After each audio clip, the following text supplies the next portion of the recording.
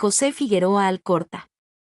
José María Cornelio del Corazón de Jesús Figueroa Alcorta, Córdoba, 20 de noviembre de 1860 Buenos Aires, 27 de diciembre de 1931, conocido más comúnmente como José Figueroa Alcorta, fue un abogado y político argentino, única persona en ejercer la titularidad de los tres poderes del Estado en la Argentina. Fue vicepresidente de la Nación desde el 12 de octubre de 1904 hasta el 12 de marzo de 1906, presidente de la Nación desde esa fecha, al fallecer el entonces presidente electo Manuel Quintana, hasta el 12 de octubre de 1910 y presidente de la Corte Suprema de Justicia de la Nación Argentina desde el 19 de octubre de 1929 hasta su fallecimiento. El 27 de diciembre de 1931. Infancia y juventud. Nació el 20 de noviembre de 1860 en la ciudad de Córdoba, hijo de José Cornelio de Figueroa Valverde y de Teodosia Alcorta Isnardi. Estudió en el Colegio de Montserrat y Derecho en la Universidad de Córdoba. Participó como constructor para la Municipalidad de Córdoba y para el Ferrocarril Central Norte Argentino. También fue periodista y escribió en los diarios El Interior y La Época. Contrajo matrimonio el 16 de abril de 1888 con Josefa Julia Buquet Roldán, 1863 a 1941, oriunda de Belleville. Como muchos de los dirigentes políticos de la época, formaba parte de sociedades secretas.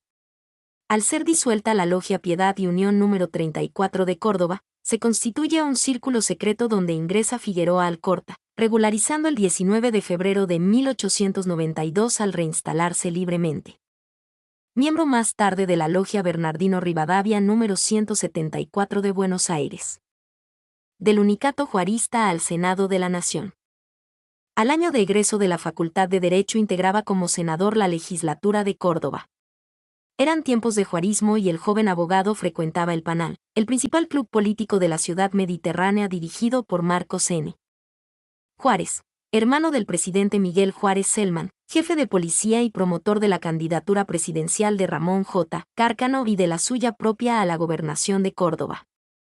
Figueroa Alcorta hizo méritos oficialistas en el Interior, órgano del juarismo, y en marzo de 1888 contribuyó como legislador y periodista a promover un juicio político por malversación de fondos públicos contra el gobernador Ambrosio Olmos, que no se entusiasmaba por la candidatura de Cárcano, el joven director de Correos y Telégrafos de la Nación.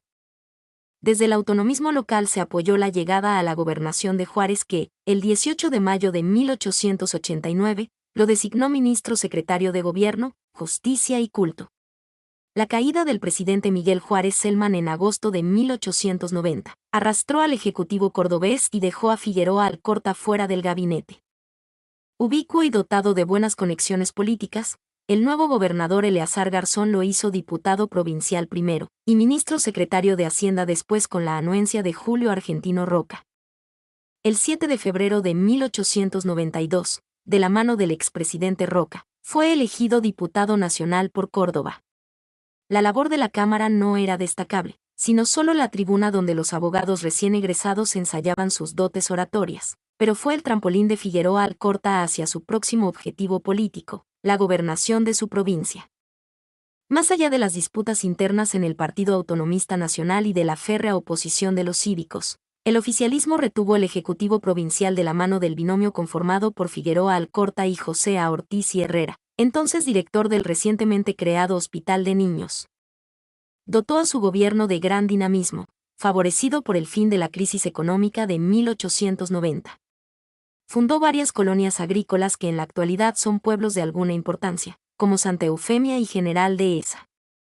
Sancionó la Ley de Educación Común, que establecía su obligatoriedad e iniciaba los trabajos manuales en las escuelas. Instaló las primeras 5 sucursales en su provincia del Banco de la Nación Argentina. En 1898 sostuvo la candidatura presidencial de Roca. Finalizado su periodo como ejecutivo de la provincia, la Asamblea Legislativa lo designó senador nacional, refugio natural de los exgobernadores, por 9 años. Al acercarse el término del segundo mandato constitucional de Julio A. Roca, la Convención de Notables de 1903 postuló al diputado Manuel Quintana a la presidencia de la Nación, sin pronunciarse respecto de la vicepresidencia. porque Roca pretendía que Marco Aurelio Avellaneda ocupara ese lugar si no conseguía imponerse en el primer término de la fórmula. El Partido Autonomista Nacional debió afrontar la elección primaria sin saber quién sería el vicepresidente. La negativa despechada de Avellaneda hizo surgir a Figueroa Alcorta, elegido por Roca en una reunión privada en la que participaron señaló a Quintana, Marcelino Ugarte y Benito Villanueva. Por lo tanto, el exgobernador de Córdoba asumió como vicepresidente, acompañando al presidente Manuel Quintana, el 12 de octubre de 1904.7. Al producirse la Revolución Radical de 1905, el vicepresidente se encontraba de vacaciones en Córdoba, y fue tomado de rehén por los revolucionarios y, obligado por estos a abrir una comunicación telegráfica con el presidente Quintana, luego fue alejado del telégrafo y liberado. Mientras los rebeldes pedían al presidente inmunidad para los jefes militares implicados, a lo que mandatario se negó. Creyendo que el mensaje había sido escrito por Figueroa Alcorta, el presidente se resintió con su segundo, distanciados desde entonces ambos miembros de la fórmula presidencial. Figueroa Alcorta guardó silencio ante las acusaciones de los allegados a Quintana, lo cual permitió a estos atribuirle debilidad de carácter e iniciar una campaña para eliminarlo del cargo por medio del juicio político. El gobernador de la provincia de Buenos Aires, Marcelino Ugarte, temiendo que, ante la mala salud del por entonces presidente, el ejecutivo quedara a cargo de un roquista, apoyó los ataques contra el vicepresidente y, desde el diario La Nación, el ingeniero Emilio Mitre inició una serie de ataques sobre Figueroa Alcorta, que solo fue acallado por el estado de sitio. Desde Europa, Carlos Pellegrini asumió su defensa. Finalmente, los problemas de salud obligaron a Manuel Quintana a tomarse licencia del cargo en enero de 1906 hasta su fallecimiento en marzo de aquel año. Presidencia. Orden de María Luisa otorgada por el gobierno español a la esposa del presidente argentino por el centenario de la Revolución de Mayo. Los guantes blancos y el reloj pertenecen al presidente Manuel Quintana. Ante el progresivo deterioro de la salud del presidente Quintana, Figueroa Alcorta asumió la presidencia en forma permanente el 25 de enero de 1906. La muerte del presidente, el 12 de marzo del mismo año, lo obligó a jurar como presidente titular. El nuevo presidente se apoyó inicialmente en el grupo roquista del PAN, alejándose definitivamente de los mitristas. Cuando asumió, Roca estaba prácticamente retirado de la acción política, por lo que el presidente creyó poder actuar con mayor libertad. Ocurrió exactamente lo contrario. Los dirigentes roquistas buscaban reorganizar el partido, y en lo único que se pusieron de acuerdo fue en obligar al presidente a someterse a esa reorganización. Como éste quiso mantener su independencia, obstruyeron sistemáticamente todas sus acciones en el Congreso. Economía. En octubre de 1907, un equipo que perforaba en busca de agua descubrió petróleo en Comodoro Rivadavia, un aislado puerto del territorio nacional del Chubut, donde se habían establecido estancieros y colonos bóeres, provenientes de Sudáfrica. No era la primera vez que se explotaba petróleo en la Argentina, ya que entre 1887 y 1897 se habían explotado algunos pozos en la provincia de Mendoza por parte de particulares, pero el descubrimiento de Comodoro Rivadavia tuvo mucha mayor relevancia, no solo porque se trató de un yacimiento de primera magnitud, sino por haber sido descubierto por una repartición pública en tierras fiscales. El presidente Figueroa Alcorta solicitó al Congreso la reserva fiscal de un gran territorio alrededor del yacimiento, para que el Estado lo explotara en exclusiva. No obstante, el Congreso terminó aprobando en 1909 la reserva de apenas algo más del 10% de la superficie solicitada. El senador Joaquín V. González llegó a afirmar que la reserva estatal era inconstitucional, dejando en claro un solapado enfrentamiento entre sectores liberales y estatistas en el PAN.